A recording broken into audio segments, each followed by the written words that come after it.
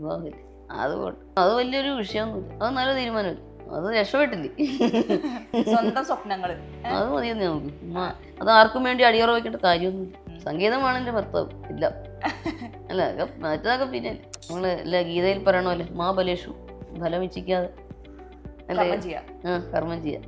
ചിലർ വിചാരിക്കും അല്ലേ, ഓ ഇതൊക്കെ ഇത്രയൊക്കെ കിട്ടിയില്ലേ, ഇനിയിപ്പോൾ എന്തിനാ ജപിക്കുന്നത്, അങ്ങനെ വിചാരിക്കാൻ പാടില്ല. അപ്പോൾ ഭഗവാൻ നമ്മളെ ഡൂന്ന് താഴെ ഇടും. അത് പാടില്ല. എങ്ങനെ ഡൂമെന്ന് കാഴ്ചയില്ലാന്നും പറഞ്ഞ് സമൂഹത്തിൽ നിന്ന് ആരും മാറ്റി നിർത്തരുത്. ഇപ്പം എന്തെങ്കിലും വൈകല്യം ഉണ്ടെങ്കിൽ അവർക്കും ഭൂമിയിൽ നമ്മളെപ്പോലെ എല്ലാം അറിഞ്ഞ് ജീവിക്കാൻ സ്വാതന്ത്ര്യമുണ്ട്. പിന്നെ ചില കാര്യങ്ങളിൽ പറ്റൂലെങ്കിൽ പറ്റൂല എന്ന് സ്ത്രീക്ക് പറയാൻ സാധിക്കണം. അതിനുള്ള ധൈര്യം വേണം. പറ്റൂലെങ്കിൽ ഇല്ല എന്ന് പറയണം. ഞാൻ പറയും.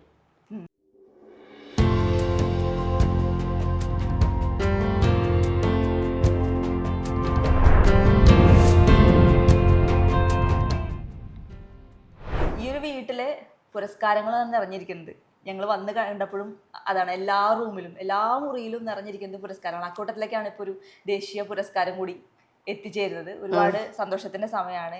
ചേച്ചി കുഞ്ഞുനാളിൽ ഞാൻ കേട്ടിട്ടുണ്ട് ചേച്ചി അക്ഷരം പറഞ്ഞു തുടങ്ങുന്നതിന് മുമ്പ് പാടി തുടങ്ങിയ ആളാണ്. 1.5 വയസ്സിൽ പാടി തുടങ്ങി അച്ഛനും അമ്മയൊക്കെ പറഞ്ഞായിരുന്നു. പറയണ്ടായിരുന്നു. എന്താ ചോദിച്ചിട്ടുണ്ടോ അവരോട് എന്ത് പാട്ടാണ് അന്ന് പാടിയിരുന്നതെന്നോ? ഞാനൊരു സിന്ധു കാവടി ചിന്തായിരുന്നു ഈ 1.5 വയസ്സില്. അതായിരുന്നു എന്നാ പറഞ്ഞത്. ഇതൊരു പാരമ്പര്യമായിട്ടുള്ള ഒരു സംഭവമായിരുന്നോ? എങ്ങനെയാണ് കിട്ടിയിട്ടുണ്ടായിരുന്നത്? അച്ഛനും അമ്മയും പാടും. അച്ഛൻ്റെ അമ്മ പാടുമായിരുന്നു. പിന്നെ ഒരു ചിറ്റപ്പൻ പാടും. ഗാനപ്രവീണയാണ് സുധാമ ചിറ്റപ്പൻ. എല്ലാവരും സംഗീത കുടുംബമാണ്. എല്ലാവർക്കും അറിയാൻ കിട്ടും. അതായത് സന്തോഷമാൻ മാവനും പാടും. അത് പാട്ടിന്റെ മെലഡിയുടെ ആളാ. അതെ അല്ലേ? അടിച്ചുപൊളി പാട്ടൊന്നും മാവൻ ഇഷ്ടമല്ല. പിന്നെ ഓടിക്കും. വേറെ നല്ല പാട്ട് പാടാൻ പോയി. ചേച്ചിക്ക് എങ്ങനെയാ പാട്ടിനോട് ഒരു എല്ലാം ഇഷ്ടമാണ്. നമ്മളൊന്നുമില്ല സംഗീതമല്ലേ, നമ്മളൊന്നും അവോയ്ഡ് ചെയ്യണ്ട. ഇതല്ലേ ശരി. ഈ കുഞ്ഞിലേ മുതൽ ഇങ്ങനെ പാട്ട് പഠിക്കാനായാലും അല്ലെങ്കിൽ ഈ ഒരു സംഗീതത്തിന്റെ വഴി തന്നെയാണെന്ന് ആദ്യമേ തീരുമാനിച്ചിട്ടുണ്ടായിരുന്നു. കാരണം 1.5 വയസ്സിൽ പാടി തുടങ്ങിയ ഒരു വ്യക്തിയാണ്. അപ്പൊ തന്നെ തീരുമാനിച്ചിട്ടുണ്ടായിരുന്നു. പക്ഷെ അങ്ങനെയുള്ള സമയത്ത് മുന്നിലുള്ള ഒരു വലിയ വെല്ലുവിളി എന്തായിരുന്നു?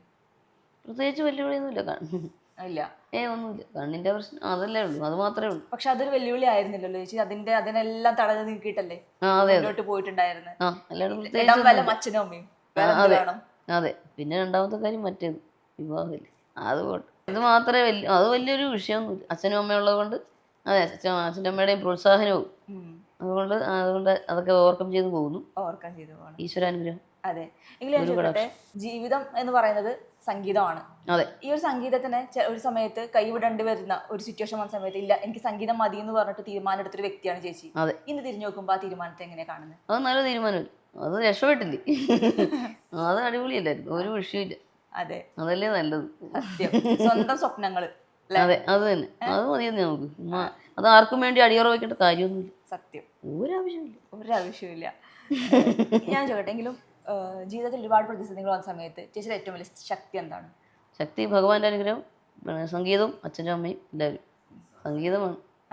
ഈ പാട്ടിനെ എങ്ങനെയാ ചേച്ചിയുടെ ലൈഫായിട്ട് ജീവശ്വാസമായി കാണുന്നു.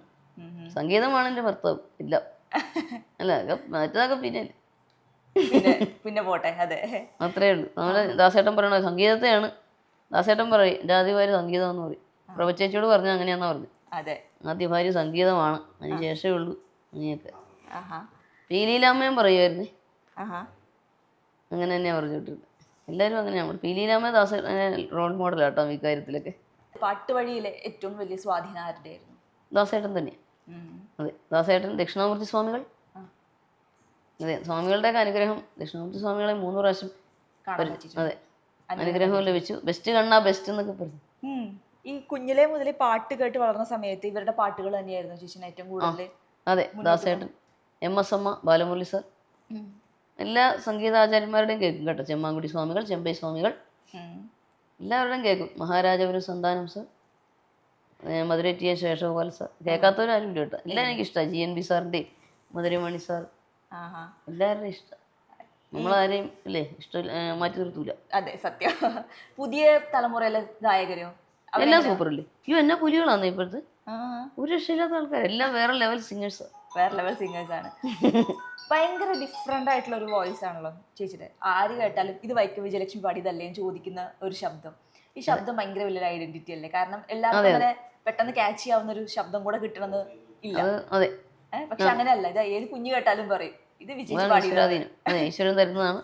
പിന്നെ അച്ഛനും അമ്മയൊക്കെ അതുപോലെ പ്രാക്ടീസ് ചെയ്ത് ഓപ്പണായിട്ട് ഒരു മയമില്ലാതെ അങ്ങനെ പാടി സാധകം ചെയ്തൊക്കെ ശീലിപ്പിക്കുന്നുണ്ട്. ഒരു തിരക്കില്ലാത്ത ഒരു ദിവസം ചേച്ചിയുടെ ഒരു ഡേ എങ്ങനെയാ പറയാൻ പറ്റുക? എങ്ങനെയായിരിക്കും സാധകം തുടങ്ങുന്നതും മറ്റും? പ്രത്യേകിച്ച് സമയമൊന്നുമില്ല കേട്ടോ. 11 മണിക്ക് അല്ലെങ്കിൽ വൈകിട്ട് മറ്റേ വൈക്കത്ത് സുരേഷ് സാറും അല്ലെങ്കിൽ മൃദംഗവും വയലിനൊക്കെ ആയിട്ട് വീട്ടിൽ വരും. അങ്ങനെ ഒന്നിച്ച് പ്രാക്ടീസ് ചെയ്യും, അല്ലാതെയും ചെയ്യും, രാവിലെയോ വൈകിട്ടോ. പിന്നെ രാവിലെ നാമജപം, വൈകിട്ടും സന്ധ്യാനാമജപം, ഇതൊക്കെയാണ് പരിപാടി. ഇപ്പൊ നമ്മൾ ഈ ഇരിക്കുന്ന സ്പേസ് ആണ് ചേച്ചിയുടെ വലിയൊരു സ്വർഗം. അതെ പാട്ടും വീണയും പിന്നെ കസും ഒക്കെ ഉണ്ട്. ഇതിനിടയ്ക്ക് വേറൊരു സന്തോഷം വന്നിട്ടുണ്ടായിരുന്നു, തമിഴ്നാടിന്റെ ഒരു അംഗീകാരം. അതാണ് ഇപ്പൊ ഗോൾഡ് മെഡൽ ധരിച്ചിരിക്കുന്നത്. ഇത് ഏത് പാട്ടിനായിരുന്നു, എങ്ങനെയായിരുന്നു അത്? 2016 ഒരു ആരവല്ലി, എന്താണ് വേലയ്ക്ക് വന്ന വേലക്കാരുണ്ടോ സിനിമ, അതൊന്ന് ഒന്നുകൂടെ നോക്കണേ. അതിൽ ആരവല്ലി സൂരവല്ലി അതല്ല, ഒരു അടിച്ചോളി പാട്ട്, അതിനാണ് ലഭിച്ചത്. ഭാഗ്യമല്ലേ? അതെ അതെ, വേറൊരു ഭാഷയിൽ ഇതുപോലെ അംഗീകരിക്കപ്പെടുക, അവിടെ നിന്നുള്ളൊരു സ്നേഹം എങ്ങനെയാ പറയാൻ പറ്റുക? മലയാളികൾക്ക് നിറഞ്ഞ സ്നേഹമാണ്, അറിയാം നമുക്ക്. അവിടുത്തെ ഒരു പിന്നെ അവിടുത്തെ സ്നേഹമാണ് എല്ലാം സൂപ്പറാട്ടോ. അവിടുത്തെ ഒരു പ്രത്യേകതയുണ്ടല്ലേ, ബൊക്കെ തന്നെ പ്രത്യേക സ്നേഹമുണ്ട് തമിഴ്നാട്ടിൽ. കാറ്റേല് തുടങ്ങിയിട്ട് ഇപ്പൊ ഇന്ന് നാഷണൽ അവാർഡ് വരെ എത്തി നിൽക്കുന്ന ഈ ഒരു ജേണി ഉണ്ടല്ലോ, ഈ ഒരു യാത്ര, അതിനെങ്ങനെയാ ചേച്ചി പറയുന്നത്? വളരെ പോസിറ്റീവായ ഒരു ഭാഗ്യമായിട്ട്, ഈശ്വരാനുഗ്രഹമായിട്ട് തന്നെയാണ്. അച്ഛൻ്റെ അമ്മയുടെയും പ്രോത്സാഹനം, ഗുരു കടാക്ഷം, ഈശ്വരാനുഗ്രഹം, ജനങ്ങളുടെയും, അതൊക്കെ നമുക്ക്. പിന്നെ മാധ്യമ സുഹൃത്തുക്കൾ, നിങ്ങളെപ്പോലുള്ളവരൊക്കെയാണ് നമുക്ക് പ്രോത്സാഹനം നൽകുന്നത്. ഒരുപാട് സ്വപ്നങ്ങൾ സിനിമയിലേക്ക് വന്നതിന് ശേഷം നടന്നിട്ടുണ്ട്. എങ്കിലും ഇനി ആഗ്രഹിക്കുന്ന ഒരു സ്വപ്നം എന്തായാലും, അല്ലെങ്കിൽ ഇനി നടക്കാനുള്ള ഒരു സ്വപ്നം പോലെ കൊണ്ടു നടക്കുന്ന സംഭവം? എനിക്ക് ഇളയരാജ സാറിൻ്റെയും പിന്നെ ശരത് സാറിൻ്റെ കൂടെയും പാടണം. പിന്നെ വിദ്യാജി, AR റഹ്മാൻ സാർ കിടക്കുക. പിന്നെ M ജയന്ദ്രൻ സാറിൻ്റെ കൂടെ, ഔസേപ്പച്ചൻ സാറിൻ്റെ കൂടെയൊക്കെ ധാരാളം പാടണം. വിദ്യാരമാഷിൻ്റെ പാടിയിട്ടുണ്ട്, ഇനിയും അങ്ങനെ പാടിക്കൊണ്ടേ ഇരിക്കുക. ഈ പാട്ടിനപ്പുറം സ്വപ്നങ്ങൾ വല്ലതുണ്ടോ? പിന്നെ കാഴ്ചയുടെ ലഭിക്കുക എന്നുള്ളത്, അതൊക്കെ ഉള്ളു. അതേ ഉള്ളൂ. അത് തന്നെ, പിന്നെ പ്രശ്നമില്ല. വീട്ടിലെ വിജയലക്ഷ്മി എങ്ങനെയാ? വീട്ടിൽ ഞങ്ങൾ പൂച്ചകളി, അച്ഛനും അമ്മയായിട്ട് ഞാവും കളി. ഞാൻ ഭയങ്കര പൂച്ചകളി, കഞ്ഞിയും കറിയും കളി. പിന്നെ ചില ആൾക്കാരോടൊക്കെ ഈ ഇഷ്ടമില്ലാത്തതെന്ന് പറയുമ്പോൾ വഴക്കുണ്ടാക്കും. വഴക്കല്ല, കാര്യം തോന്നുന്നു പറയും ആൾക്കാർ. ഇവരെ വഴക്ക് പറഞ്ഞിട്ടുണ്ടായിരുന്നു എപ്പോഴെങ്കിലും, കുഞ്ഞിലെ ആയാലും പോലും? ഇപ്പോഴായാലും കുഞ്ഞിലൊക്കെ എന്തെങ്കിലുമൊക്കെ പറഞ്ഞിട്ടുണ്ട്. ഇപ്പോഴൊന്നും അങ്ങനെ ഇട കൊടുക്കുന്നില്ല. ഈ പാട്ടിന്റെ കാര്യത്തിലാണോ നിങ്ങൾ തമ്മിൽ ഒരു വഴക്ക് ഉണ്ടാവാറുള്ളത്? പണ്ട് അതെ. മടി ഉണ്ടായിരുന്നോ? മടിയെന്ന് വെച്ചാൽ സാധാ അങ്ങനെ പാടും ഇങ്ങനെ പാടുന്നൊക്കെ പറയുമ്പോഴേ അങ്ങനെയൊക്കെ പാടാൻ പറയുമ്പോൾ ഞാൻ ഇല്ലെന്ന് പറയും. വാശി പിടിക്കും ഇല്ലെന്ന് പറയും. അങ്ങനെയൊക്കെ ദേഷ്യത്ത് തോന്നിട്ടുണ്ട്. ആരാ കൂടുതൽ ദേഷ്യപ്പെടാറുണ്ടായിരുന്നു, അച്ഛനാ അമ്മയാ? അമ്മയും രണ്ടുപേരും. അച്ഛന് ഇച്ചിരി ഉണ്ടായിരുന്നു ദേഷ്യം, പിന്നെ മാറി, ഇപ്പൊ കുഴപ്പമില്ല. ഒരുപാട് പാട്ടുകൾ, ഒരുപാട് സംഭവങ്ങൾ പാടിയിട്ടുണ്ട്. നിങ്ങൾ കരിയറിൽ ചേച്ചി ഇപ്പോഴും ഏറ്റവും കൂടുതൽ നെഞ്ചോട് ചേർത്ത് വെച്ചിരിക്കുന്നത് പാട്ട് നമ്മൾ കാറ്റേയും ഒറ്റയ്ക്ക് പാടുന്ന പൂങ്കുയില്, ഇത് രണ്ടാണ്. അതെ അതെ, ജൂറി പരാമർശവും സംസ്ഥാന അവാർഡ് ഒറ്റയ്ക്ക് പാടുന്ന പൂങ്കുയില്, അതെ നമുക്ക് മറക്കാൻ പറ്റില്ലല്ലേ. രണ്ട് കമൽ സാറ്, M ജയന്ദ്രൻ സാറിനും ഔസേപ്പച്ചൻ സാറിനും ഒക്കെ നന്ദിയുണ്ട് കേട്ടോ. ചേച്ചി പാടിയ പാട്ടിൽ ഇപ്പോഴും ഏറ്റവും ഫേവറേറ്റ് പക്ഷേ കാറ്റ് തന്നെയാണോ? അതെ. എന്താ ആ പാട്ട് ഇത്രയും സ്നേഹിക്കാൻ കാരണം?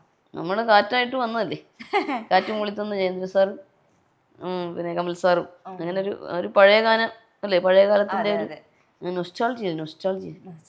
ഞാൻ ഒരു കാര്യം ചോദിക്കട്ടെ, ആ ഒരു പാട്ടിലൂടെ സെല്ലുലോയിഡിലൂടെയാണ് സിനിമയിലേക്ക് എത്തിയത്. സിനിമ പിന്നണി ഗാന രംഗത്ത് എത്തിയില്ലായിരുന്നെങ്കിൽ ചേച്ചി എന്തായിരിക്കും ചെയ്തിട്ടുണ്ടാവുക? കച്ചേരിയൊക്കെ ആയിട്ട് ഇരിക്കത്തേ ഉള്ളായിരിക്കും അല്ലേ. കച്ചേരി, ഗായത്രി വീണ ആദ്യം ചെയ്യുന്ന പോലെ ഇപ്പോഴും കച്ചേരിയൊക്കെ ഉണ്ട് കേട്ടോ. കച്ചേരി നമ്മൾ വിടത്തില്ല.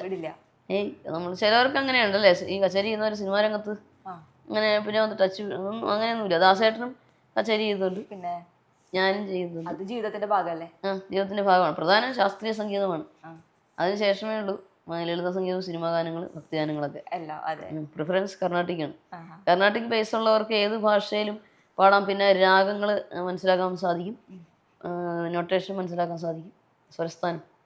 അതെ. ഈ സിനിമയിൽ പക്ഷെ ഈ വരുന്നതിന് മുമ്പ് തന്നെ ഇങ്ങനെ ഒരു ആഗ്രഹം ഉണ്ടായിരുന്നു, പിന്നണി ഗായിക ആവണം? ഉണ്ടായിരുന്നു. ആ സ്വപ്നം എപ്പോഴും ഉണ്ടായിരുന്നു? അപ്പൊ ഫസ്റ്റ് സെല്ലുലോയിഡിലേക്ക് ഒരു കോൾ വന്ന സമയത്ത് എന്താ മൈൻഡ് ഉണ്ടായിരുന്നു? ഉയ്യോ എന്നൊക്കെ പറഞ്ഞ് ഞാൻ സന്തോഷം കൊണ്ട് സാറിൻ്റെ അടുത്ത്, എന്തൊരു സന്തോഷമായിരുന്നു. സാറ് വിളിച്ചപ്പോ തന്നെ വലിയ സന്തോഷമായിരുന്നു. ഞാൻ സാറ് പറഞ്ഞാൽ മതി, ഞാൻ എപ്പോ വേണേലും പാടാൻ പോരാന്നൊക്കെ പറഞ്ഞു. സാറിന് സന്തോഷമായിരുന്നു. അന്ന് ആ പാട്ട് പാടിയ സമയത്ത് ഇത്ര അംഗീകാരങ്ങൾ പ്രതീക്ഷിച്ചിട്ടുണ്ടായിരുന്നോ? ഇല്ല, ഒന്നും പ്രതീക്ഷിച്ചില്ല. ചുമ്മാ പാടുമായിരുന്നു. അതെ, നമ്മൾ അല്ല ഗീതയിൽ പറയണമല്ലോ, മാ ബലേഷു ഫലം ഇച്ഛിക്കാതെ അല്ലേ കർമ്മം ചെയ്യാം. കർമ്മം ചെയ്യുക. അതെ. മാ ബലേഷു കഥാജന അങ്ങനെയല്ലേ, അങ്ങനെയൊക്കെയാണ്. ഈ വൈക്കത്തപ്പന്റെ നടയിൽ വളർന്നൊരു കുട്ടിയാണ്. ആ. എന്നും ഒരു ഏറ്റവും വലിയ ശക്തി അല്ലെങ്കിൽ ഇപ്പം ജീവിതത്തിൽ ഒരു പ്രതിസന്ധി ഘട്ടം വന്നാലും ഏറ്റവും കൂടുതൽ ആശ്രയിക്കുന്നത് ദൈവത്തെയാണോ അതോ വ്യക്തികളെയാണോ? ദൈവത്തെയാണ്. അതെ, എന്നിട്ടേ ഉള്ളൂ പിന്നെ വ്യക്തികളെത്താൻ. അതെ, ഏറ്റവും കൂടുതൽ വിളിക്കുക ആരെയാ? ദേവിയും വൈക്കത്തപ്പനും. പിന്നെ മൂകാംബിക അമ്മയുണ്ട്. മൂകാംബിക അമ്മ അവിടെയൊക്കെ പോയി, മൂകാംബിക പോയതിനു ശേഷം ഒന്നുകൂടി മൂകാംബികയിൽ 3 ദിവസം ഞങ്ങൾ ഭജനമൊക്കെ ഇരുന്നു. അങ്ങനെ അപ്പോൾ ഒന്നുകൂടി സൂപ്പർ ആയതല്ലേ, ഒരു ഇപ്പോൾ ഇവിടെ ഉയർച്ചയിലേക്ക് വന്നത്. അതെ, മൂകാംബിക അമ്മയുടെ അനുഗ്രഹം ഒന്നും മറക്കാൻ പറ്റില്ല. പണ്ടും അതെ, ഇപ്പോഴും കഴിഞ്ഞ പ്രാവശ്യം പോയായിരുന്നു. പിന്നെ ഒന്നുകൂടെ പോകണം. യാത്രകളും ഒരുപാട് ചെയ്തിട്ടുണ്ടാവില്ലേ ഇപ്പം ഈ ഒരു ഇതിന്റെ ഭാഗമായതിനു ശേഷം? അതിനൊക്കെ എങ്ങനെയാ കാണുന്നത്? ഒരുപാട് സ്ഥലങ്ങളിൽ പോകുന്നു, ഒരുപാട് ആൾക്കാരെ പരിചയപ്പെടുന്നു, സന്തോഷമായിട്ട് കാണും. അതെ, അതൊക്കെ ഒരു സന്തോഷമല്ലേ ജീവിതത്തിൽ, അതൊക്കെ ഉള്ളു സന്തോഷം എന്ന് പറയാനായിട്ട്. അല്ലേ, ഒരു ഓർമ്മകൾ, പിൽക്കാലത്തെ ഓർമ്മകളൊക്കെ അത് മാത്രമേ ഉണ്ടാവുള്ളൂ അല്ലേ. അതെ. എങ്കിലും ഈ തിരക്ക് എത്ര തിരക്കുണ്ടെങ്കിലും ചേച്ചി ഒരിക്കലും മുടക്കാത്തൊരു കാര്യം എന്തായിരിക്കും? ജപിക്കുക, പാടുക. ചിലർ വിചാരിക്കും അല്ലേ, ഓ ഇതൊക്കെ ഇത്രയൊക്കെ കിട്ടിയില്ലേ, ഇനിയിപ്പോൾ എന്തിനാ ജപിക്കുന്നത്, അങ്ങനെ വിചാരിക്കാൻ പാടില്ല. അപ്പോൾ ഭഗവാൻ നമ്മളെ ഡൂന്ന് താഴെ ഇടും. അത് പാടില്ല, അത് പാടില്ല. എങ്ങനെ ഡൂമെന്ന് ഡുമ്മെന്ന് താഴെ ഇടും, അങ്ങനെ ഉണ്ടാവരുത്, അങ്ങനെ ഉണ്ടാകാൻ പാടില്ല. നമ്മൾ ഇത് നിലനിർത്താൻ നോക്കണം. എപ്പോഴും നന്ദി ഉണ്ടായിരിക്കുക, നന്ദി അതോടെ സ്മരിക്കുക, നമ്മളതിനെ നിലനിർത്തണം, ഒരിക്കലും ഡൗൺ ആകരുത്. അതെ, അതാണ്. ചേച്ചിയുടെ ഏറ്റവും വലിയ സപ്പോർട്ടേഴ്സ് ആരൊക്കെയാണ്? അച്ഛനും അമ്മയും എല്ലാവരും. അച്ഛനും അമ്മയും പറഞ്ഞ പോലെ ഗുരുക്കന്മാർ, ജനങ്ങളെല്ലാവരും. അപ്പൊ ആ രണ്ടുപേരുടെ ഒരു സ്വാധീനത്തിനെ ചേച്ചി എങ്ങനെയാ നോക്കി കാണുന്നത്? ശരിക്കും പറഞ്ഞാൽ 2 കണ്ണുകളായി, അമൂല്യ നിധികളായി. എനിക്ക് തോന്നുന്നു അവരിപ്പോഴും ചേച്ചിനേക്കാളും എനർജറ്റിക് ആയിട്ട് ഓടിച്ചാടി നടക്കുന്ന. ശരി, അതൊക്കെ അതും ഈശ്വരാനുഗ്രഹമാണ് അല്ല, ഈ പ്രായത്തിലാണെങ്കിലും അത് നിസ്സാര കാര്യമല്ല. അത് ഭഗവാന്റെ അനുഗ്രഹം, ഭഗവാന് ശക്തി കൊടുക്കുന്നതല്ലേ. ഞങ്ങൾ ഇവിടെ വന്നപ്പോൾ കണ്ടോണ്ടിരിക്കുകയായിരുന്നു. കാരണം ഞങ്ങൾ നോക്കുമ്പോൾ കുറെ ആൾക്കാർ വരുന്നുണ്ട്, എല്ലാവരും സ്വീകരിക്കാനായാലും അവരെ ഓരോ കാര്യങ്ങൾക്കായിട്ട് കൊണ്ടു നടക്കാനാണെങ്കിലും രണ്ടുപേരും. അതെ, രണ്ടുപേർക്കും എനർജി വേണമല്ലോ, ചാടി ചാടി നിൽക്കാന്ന് പറയില്ലേ. അതാണ് ഈശ്വരാനുഗ്രഹം. നമ്മൾ അതിനു വേണ്ടി പ്രാർത്ഥിക്കുക. അപ്പൊ അതിനുവേണ്ട ദീർഘായുസ്സും ആരോഗ്യവും ഉണ്ടാകണമെന്ന് വൈക്കത്തപ്പനോടൊക്കെ പ്രാർത്ഥിക്കുന്നു, ദേവിയോടൊക്കെ. അതെ. ഇപ്പൊ ഞാൻ കാര്യം ചെയ്യട്ടെ, നമ്മുടെ ഈ ഒരു അഭിമുഖം കാണുന്ന ഒരു കാഴ്ചപരിമിതിയുള്ള ഒരു കുട്ടി കാണുന്നുണ്ട് വിചാരിക്കുക, അവരോട് ചേച്ചിക്ക് എന്താ പറയാനുള്ളത്? അതായത് ലൈഫിൽ മുന്നോട്ട് പോകാനുള്ള അവർക്ക് എങ്ങനെ പ്രചോദിപ്പിക്കാൻ ചേച്ചിക്ക് പറ്റുക? ഇതുപോലെ അതായത് പ്രതിസന്ധികളിൽ നിന്നും തളരാതെ. പിന്നെ എനിക്ക് എല്ലാവരോടും പറയാനുള്ള, ഈ കാഴ്ചയില്ലാന്നും പറഞ്ഞ് സമൂഹത്തിൽ നിന്ന് ആരും മാറ്റി നിർത്തരുത്. ഇപ്പം എന്തെങ്കിലും വൈകല്യം ഉണ്ടെങ്കിൽ അവർക്കും ഭൂമിയിൽ നമ്മളെപ്പോലെ എല്ലാം അറിഞ്ഞ് ജീവിക്കാൻ സ്വാതന്ത്ര്യമുണ്ട്. അതിനെ ഇല്ലാണ്ടാക്കേണ്ട ആവശ്യമില്ല. ഓ നിനക്ക് കാണാം, ഞാൻ അവിടെ ഇരുന്നു, അങ്ങനെ പറയരുത്, ഒഴിവാക്കരുത്. അതാണ് എനിക്ക് പറയാനുള്ളത് കേട്ടോ. അതെ, അതോടൊപ്പം തന്നെ അവർക്ക് വലിയൊരു പിന്തുണ ആവശ്യമില്ലേ? നല്ലൊരു പിന്തുണയായിട്ട് ഇപ്പൊ കൂടെ നിൽക്കുന്ന അച്ഛനമ്മയുണ്ട്. അതുപോലെ രക്ഷകർത്താക്കൾ അവരെയും പ്രോത്സാഹിപ്പിക്കണം, അവരുടെ കഴിവിനെയും എന്തായാലും മാറ്റി നിർത്തരുത്. ചെറിയൊരു കാര്യം വരുമ്പോഴേക്കും എനിക്ക് ഒന്നും പറ്റില്ല ലൈഫിൽ എന്ന് പറഞ്ഞു നിൽക്കണവരോടോ? അത് തന്നെ, അങ്ങനെ പറയരുത്. അങ്ങനെ വിചാരിക്കാൻ പാടില്ല, ഒന്നും പറ്റില്ല എന്ന് വിചാരിക്കാൻ പാടില്ല. അതിന് നമ്മൾ എന്ത് ചെയ്യണം, അതിന് ശ്രമിക്കണം അല്ലേ, അതിനുവേണ്ടി ട്രൈ ചെയ്യണം. അതെ. ഇപ്പൊ ഇന്നിപ്പോ ഈ ഒരു നാഷണൽ അവാർഡ് കിട്ടിയ സമയത്ത് അല്ലെങ്കിൽ ഇനി മുമ്പോട്ടുള്ള ഒരു വലിയൊരു സ്വപ്നം, വലിയൊരു ആഗ്രഹം എന്താ? ഇത് തന്നെയാണ്. ഇപ്പം നമ്മുടെ പത്മശ്രീ കൊണ്ട് ഈ കിടക്കുവല്ലേ, പത്മഭൂഷൺ, അതെ, ഭാരതരത്ന, ഓസ്കർ, അങ്ങനെ നീണ്ടു കിടക്കുകയാണ് നേരെ. അതെ അതെ, നമുക്ക് അവിടെ വരെ എത്തണം. അതെ, പോകാൻ സഹായിക്കേണ്ടത്. അതെ. ഒരു കാര്യം കൂടി ചോദിച്ചോട്ടെ, ഈ ഒരു കലാകാരി എന്ന നിലയിൽ, ഒരു സ്ത്രീ ഒരു കലാകാരി അല്ലെങ്കിൽ ഒരു കലാകാരി എന്ന നിലയിൽ എന്തെങ്കിലും ഒരു തടസ്സങ്ങളോ എന്തെങ്കിലും വിഷമങ്ങളോ ഈ ഒരു ഇതിൽ നേരിടേണ്ടി വന്നിട്ടുണ്ടോ ഈ ഒരു യാത്രയിൽ? ഇല്ല, അങ്ങനെയൊന്നുമില്ല. പിന്നെ ചില കാര്യങ്ങളിൽ പറ്റൂലെങ്കിൽ പറ്റൂല എന്ന് സ്ത്രീക്ക് പറയാൻ സാധിക്കണം, അതിനുള്ള ധൈര്യം വേണം. പറ്റൂലെങ്കിൽ ഇല്ല എന്ന് പറയണം. ഞാൻ പറയും എന്തെങ്കിലും ഒരു കാര്യം ചെയ്യാൻ പറ്റാത്താണെങ്കിൽ ഇല്ലെന്ന് പറയും, പറ്റില്ല, നോ, പരിപാടി കഴിഞ്ഞു. അതെ, പിന്നെ അതിൽ അങ്ങോട്ടും ഇല്ല. അങ്ങനെ കട്ടയ്ക്ക് നിൽക്കണമെന്നേ, എന്തിനാ ആരുടെയും പ്രയോജനം എന്നാ ശരി അങ്ങനെ നിൽക്കേണ്ട കാര്യമില്ല. ഞാൻ നിൽക്കൂല അങ്ങനെ. അതെ, ഒരുപാട് പേര് ഇൻസ്പിറേഷൻ ആണ്, ഒരുപാട് പേര് മാതൃകയായിട്ട് കാണുന്ന ഒരാളാണ് ഭാഗ്യലക്ഷ്മി ചേച്ചി, ഡബ്ബിംഗ് ആർട്ടിസ്റ്റ്. ഭാഗ്യലക്ഷ്മി ചേച്ചിയും പറഞ്ഞു ഇതാണ് സ്ത്രീ, ചേച്ചി എപ്പോഴും പറയും. അതെ. അപ്പൊ എന്തായാലും ഇനി തടകളെ ഉടച്ചും ഉലകിനെ ജയിച്ചും ഇനി നമുക്ക് ഓസ്കാർ വരെ എത്തണം. അതെ അതെ, താങ്ക് യു. അപ്പൊ അപ്പോഴും നമ്മൾ വരും, ഇതുപോലെ വീണ്ടും വരണം, ഒരു അഭിമുഖത്തിനായി വീണ്ടും വരും. Okay, thank you Mathrubhumi, thank you Mathrubhumi onlines, thank you. അപ്പൊ എല്ലാ ആശംസകളും കേട്ടോ, എല്ലാവിധ ആശംസകളും നിങ്ങൾക്കും എല്ലാവർക്കും കൂടെ. അഡ്വാൻസ് ഹാപ്പി ഓണം കേട്ടോ.